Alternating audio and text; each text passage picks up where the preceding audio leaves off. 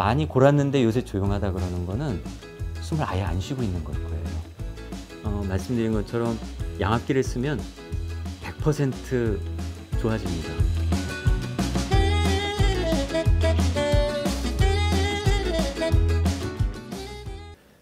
뭐 예전에는 이제 수술도 많이 했습니다. 방법이 수술밖에 없을 때는. 그래서 아까 그런 막고 있는 또는 두터워져 있는 뭔가를 이렇게 좁아져 있는 그런 공간을 넓히고 또는 어떤 공간을 차지하고 있는 것을 수술적으로 제거하거나 이렇게 해서 수술을 많이 했는데, 또 1980년 이후에 이제 양압기라는 것이 개발이 돼서 지금 아주 많이 활발하게 사용되고 있는데, 바깥에서 일종의 바람을 넣어주는 거죠. 일정 세기의 바람을, 일정 압력의 바람을 코 혹은 코나 입을 통해서 바람을 넣어주면 뭔가 이렇게 막혀져 있던 부분이 어느 정도 세기의 바람을 넣어주면 이렇게 들리겠죠. 그 들리는 압력이 얼마인지를 측정하기도 합니다. 그래서 이 환자의 적정한 압력이 얼마인지를 측정을 해서 숨을 들이쉴 때나 내쉴 때나 동일한 압력이 지속적으로 들어갈 수 있도록 양압을 바깥에서 걸어주면 코에서부터 아까 여기까지 어디든가 주저앉았던 부분이 이제 이렇게 들리게 되면 공기 부목을 해준다고 얘기하는데, 이제 그렇게 되면 숨 쉬는 거는 통로가 확보가 되는 거니까 되죠. 그래서 그런 양압기 치료가 현재로서는 가장 중요하고 기본적인 치료라고 되어 있고, 수술적 치료는 잘 선택된 환자에서 어떤 물리적으로 막혀 있는 것에만 문제가 돼 있다고 하는 경우에는 수술을 고려해 볼 수 있겠고, 그 다음에 치과적인 치료로 구강내 장치라는 게 있는데요. 그거는 이제 아까 말씀드렸던 대로 턱이 자꾸 들어가 있거나 혀가 큰 경우에 이제 주로 문제가 되기 때문에 이런 입안에 이제 보조기 같은 거를 주무실 때 끼우고 자면 턱은 이렇게 나오거나 혹은 혀를 눌러주거나 하는 그런 보조 장치를 끼우고 주무시면 또 경하거나 혹은 적응증이 되는 환자에서는 구강내 장치도 사용할 수가 있습니다.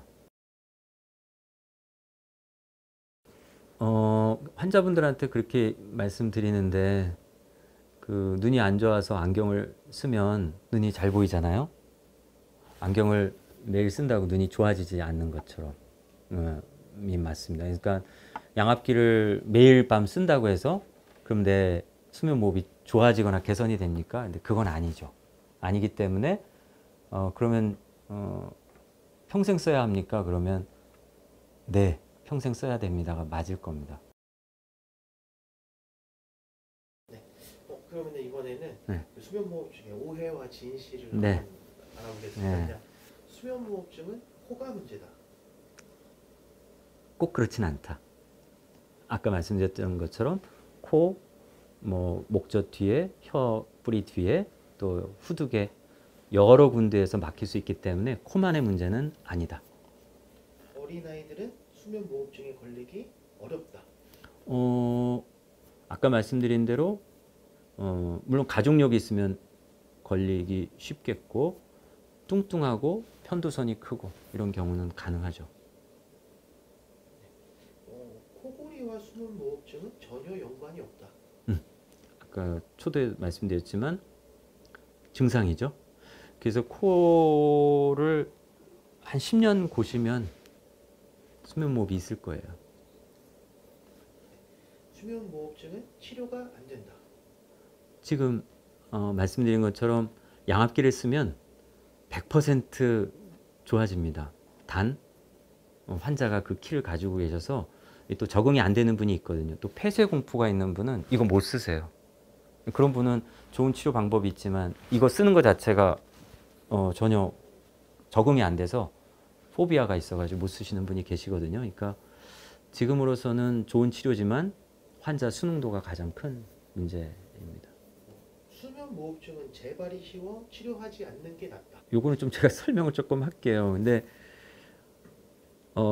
이제 같이 주무시는 분이 오셔서 이제 베드 파트너, 부인 되시는 분이 같이 오시잖아요. 근데 이제 여쭤보면은 옛날에 많이 골았는데 지금 안 골았다고 얘기하는 분들이 계시거든요. 그랬다가 이제 다시 곤다든지. 이거는 그런 일은 별로 없어요. 많이 골았는데 요새 조용하다 그러는 거는 숨을 아예 안 쉬고 있는 걸 거예요. 옛날엔 코 많이 골았는데 지금은 안 골아요. 그러다 다시 골아요. 이런 거는 없고 점점 심하게 진행이 된다고 돼 있지 저절로 좋아지거나 그러지는 않기 때문에 반드시 치료해야 되고 심혈관 내혈관 질환이 생길 수 있기 때문에 바로 치료하셔야 됩니다. 어떻게 보면 모든 질환이 이제 자기가 체크해가지고 나 정말 이런 거 아닐까 해서 병원을 가야 뭔가 조기에 진단이 되고 조기 치료가 될 텐데 이 병의 가장 허점이 거기에 있거든요. 질환의 큰 문제는 본인은 모른다거든요. 주위 사람이 알고요. 시끄러운 것도 주위 사람이 알고 그렇게 얘기를 들으니까 내가 코를 곤다 그러지. 내 자다가 콕 대면서 뭐 숨은 무호흡이 있다는 것도 누군가가 얘기해 줘야 알거든요. 그 다음에 주간에 엄청나게 낮에 엄청 졸린 거 필요한 거. 근데 대한민국의 모든 사람이 다 낮에 졸리고 필요하잖아요. 이게 구분이 안 돼요. 그래서 어려웠거든요. 근데 제가 그리고 이제 요새 독거 혼자 사는 사람이 젊은 사람이나 나이 든 사람이나 너무 많아서 그래서 저는 개인적으로 요게 해결이 안 되거든요. 그래서 저는 요긴하게 여쭤보는 것 중에 하나가 잘 때 화장실 가는 거, 야간요 증상을 여쭤봅니다. 그러면 주무시다가 화장실 소변 보러 몇 번 가냐고 여쭤보면은 뭐 서너 번, 두세 번 이렇게 있거든요. 근데 우리가 수면 시간 6시간으로 본다 그러면 세 번이면 2시간마다 화장실 가는 건데 낮에 2시간마다 가냐고 여쭤보면 그렇지 않거든요. 그러니까 낮에 그렇지 않은데 야간에 그렇게 소변 보러 자꾸 가는 건 자꾸 깨기 때문에 가는 거예요.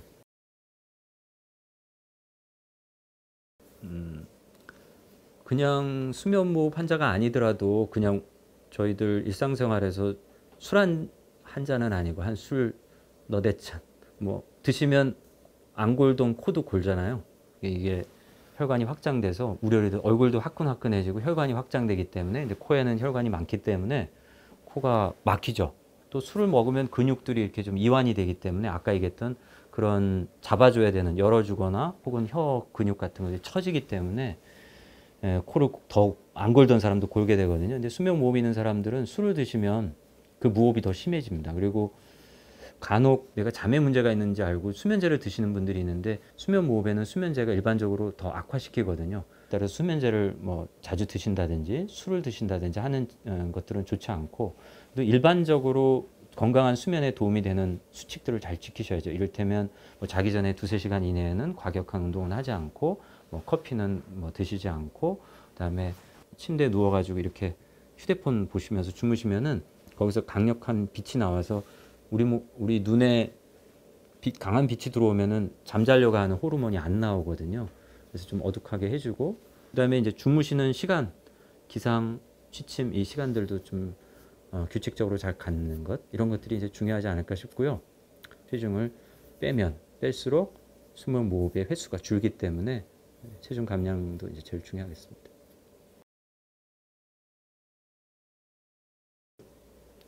네. 저는 사실 뭐 저희 지금 검사실도 이제 그런 데하고 같이 연구도 하고 있는데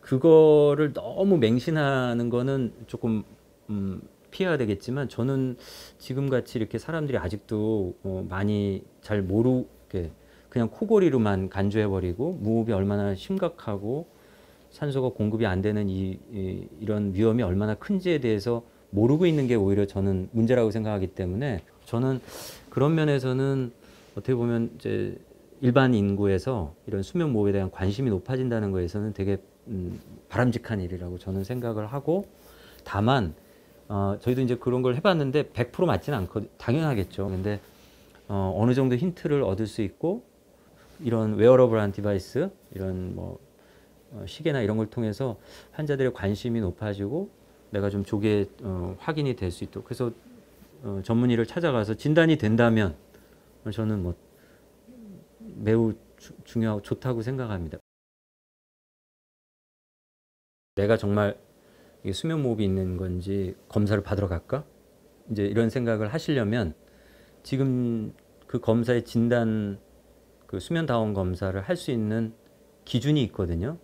보험이 되는 그 증상이라는 건 아까 그거예요. 코를 곤다든지 누가 옆에서 봤는데 숨을 컥컥 대고 못 쉬었다든지 낮에 너무 졸립다든지 되게 주관적이긴 한데요. 그런 거죠. 피로한다든지 그 다음에 자다가 숨 막혀서 막 헐떡이면서 깼다든지 이런 증상이 있고 내가 뭐 고혈압, 당뇨, 심근경색, 뇌졸중 이런 게 있는 분들은 지금 가시면 검사를 보험으로 적용받아서 할 수가 있고요. 내가 체질량 지수가 BMI가 30이 넘으면 되고요.